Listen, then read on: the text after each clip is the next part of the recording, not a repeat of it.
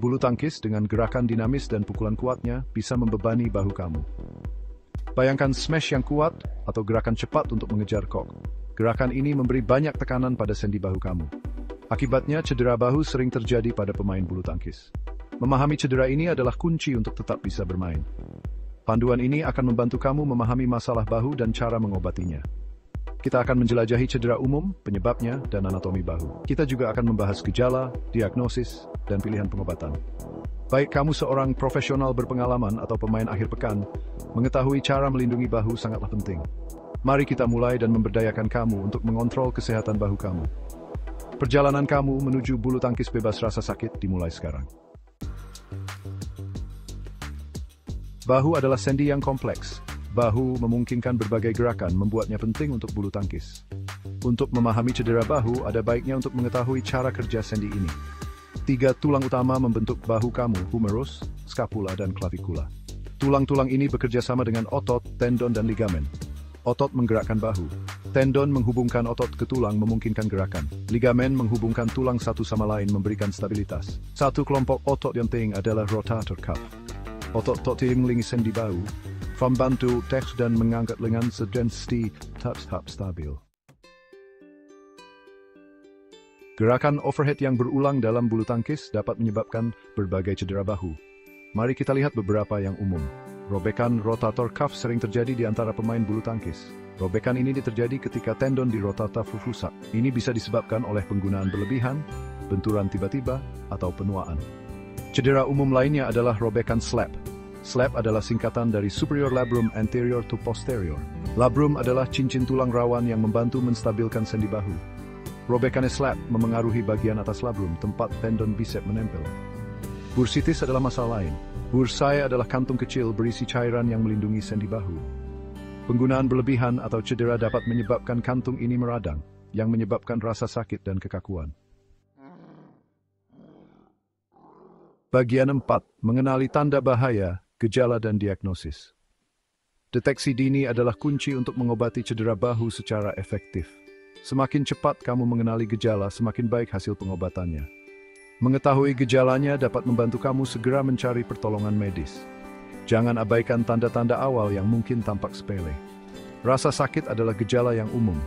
Ini bisa menjadi tanda pertama bahwa ada sesuatu yang salah dengan bahu kamu. Kamu mungkin merasakan sakit saat istirahat, di malam hari, atau saat menggerakkan lengan. Rasa sakit ini bisa mengganggu tidur dan aktivitas sehari-hari. Rasa sakitnya bisa tajam atau tumpul dan bisa menjalar ke lengan. Ini bisa membuat aktivitas sederhana menjadi sulit dilakukan. Jangkauan gerak yang terbatas adalah tanda lain. Kamu mungkin merasa kaku atau tidak bisa menggerakkan bahu dengan bebas. Kamu mungkin merasa sulit mengangkat lengan, meraih punggung, atau memutar bahu. Aktivitas sehari-hari seperti berpakaian bisa menjadi tantangan. Kelemahan di bahu juga umum terjadi, sehingga sulit untuk mengangkat benda atau melakukan aktivitas di atas kepala. Ini bisa mempengaruhi performa olahraga dan pekerjaan. Jika kamu mengalami gejala-gejala ini, temui dokter. Jangan menunda-nunda, karena penanganan dini bisa mencegah kondisi menjadi lebih buruk. Mereka akan memeriksa bahu kamu dan menanyakan riwayat kesehatan kamu. Pemeriksaan fisik ini penting untuk menentukan langkah selanjutnya. Mereka mungkin memesan tes pencitraan seperti Röntgen atau MRI untuk mendiagnosis cedera. Tes ini membantu dokter melihat struktur bahu secara detail dan menentukan penyebab rasa sakit. Bagian 5. Menentukan pilihan perawatan dari istirahat hingga operasi. Perawatan untuk cedera bahu bervariasi tergantung pada tingkat keparahan dan jenis cederanya. Cedera bahu bisa sangat mengganggu aktivitas sehari-hari, terutama bagi atlet yang mengandalkan kekuatan dan fleksibilitas bahu mereka. Mari kita bahas pilihan non-bedah dan bedah. Kedua pendekatan ini memiliki kelebihan dan kekurangannya masing-masing, dan pilihan terbaik seringkali tergantung pada kondisi spesifik pasien. Perawatan non-bedah seringkali menjadi pilihan pertama. Istirahat sangat penting. Memberikan waktu bagi bahu untuk sembuh dapat mencegah cedera lebih lanjut dan mempercepat pemulihan. Hindari aktivitas yang memperburuk rasa sakit kamu. Ini termasuk menghindari gerakan yang tiba-tiba atau berat yang dapat memperparah cedera. Es dapat membantu mengurangi rasa sakit dan pembengkakan. Penggunaan es secara teratur dapat sangat efektif dalam mengelola gejala awal cedera bahu. Tempelkan kompres es selama 15 hingga 20 menit setiap kali, beberapa kali sehari. Pastikan untuk tidak menempelkan es langsung ke kulit untuk menghindari kerusakan jaringan. Dokter kamu mungkin merekomendasikan pereda nyeri yang dijual bebas atau meresepkan obat yang lebih kuat. Terapi fisik juga bermanfaat. Obat-obatan dapat membantu mengelola rasa sakit, sementara terapi fisik fokus pada pemulihan jangka panjang. Seorang terapis dapat mengajari kamu latihan untuk memperkuat bahu, meningkatkan fleksibilitas, dan memulihkan jangkauan gerak. Latihan-latihan ini dirancang khusus untuk mengatasi kelemahan dan ketidakseimbangan otot. Dalam beberapa kasus, operasi mungkin diperlukan. Ini biasanya menjadi pilihan terakhir setelah semua metode non-bedah telah dicoba. Ini biasanya terjadi untuk cedera parah yang tidak merespons perawatan non-bedah. Pemeriksaan seperti MRI dan X-ray membantu dokter dalam menentukan tingkat keparahan cedera. Operasi artroskopi adalah prosedur yang umum. Prosedur ini minimal invasif dan seringkali memiliki waktu pemulihan yang lebih cepat dibandingkan operasi terbuka. Prosedur ini melibatkan pembuatan sayatan kecil dan menggunakan kamera kecil dan instrumen untuk memperbaiki kerusakan. Membantu teknologi SP, dapat melihat dan dibaca rusak senipis tinggi. Bagian 6. Jalan menuju pemulihan, rehabilitasi dan selanjutnya.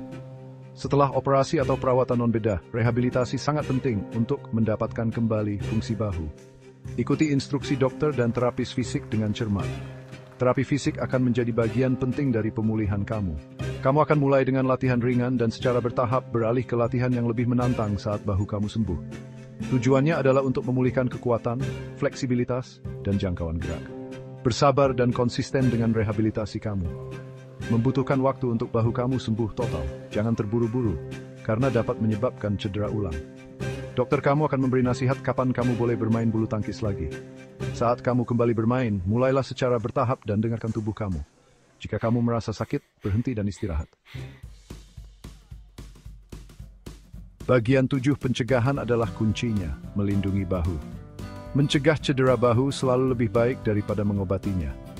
Cedera bahu bisa sangat mengganggu dan mempengaruhi performa kamu di lapangan. Oleh karena itu, penting untuk mengambil langkah-langkah pencegahan yang tepat. Berikut adalah beberapa tips untuk melindungi bahu kamu. Lakukan pemanasan dengan benar sebelum bermain bulu tangkis. Pemanasan yang baik membantu meningkatkan sirkulasi darah ke otot-otot bahu dan mempersiapkan tubuh untuk aktivitas fisik. Fokus pada latihan yang menargetkan otot bahu dan rotator cuff. Latihan ini penting untuk memperkuat otot kecil di sekitar sendi bahu yang sering kali terabaikan. Ini membantu mempersiapkan otot kamu untuk tuntutan permainan. Dengan otot yang siap, kamu dapat mengurangi risiko cedera yang disebabkan oleh gerakan tiba-tiba atau berulang. Gunakan teknik yang tepat saat memukul kok. Teknik yang benar tidak hanya meningkatkan efisiensi permainan kamu, tetapi juga melindungi sendi bahu dari tekanan berlebih. Teknik yang salah dapat memberi tekanan berlebih pada sendi bahu. Ini bisa menyebabkan cedera serius yang memerlukan waktu lama untuk pulih. Mintalah bimbingan dari pelatih untuk meningkatkan teknik kamu. Pelatih yang berpengalaman dapat memberikan saran dan koreksi yang tepat untuk menghindari kesalahan teknik. Perkuat otot bahu kamu secara teratur. Latihan kekuatan yang konsisten membantu menjaga stabilitas dan fleksibilitas sendi bahu. Otot yang lebih kuat memberikan dukungan dan stabilitas yang lebih baik pada sendi bahu, mengurangi risiko cedera. Dengarkan tubuh kamu. Jangan abaikan tanda-tanda awal ketidaknyamanan atau rasa sakit. Jika kamu merasa sakit, jangan memaksakan diri. Beristirahatlah dan biarkan tubuh kamu pulih. Istirahat dan cari bantuan medis jika perlu. Konsultasikan dengan dokter atau fisioterapis untuk mendapatkan penanganan yang tepat. Ingat, pencegahan adalah obat terbaik untuk menjaga bahu kamu tetap sehat dan menikmati bulu tangkis selama bertahun-tahun yang akan datang. Dengan mengikuti langkah-langkah ini, kamu dapat bermain dengan nyaman dan aman.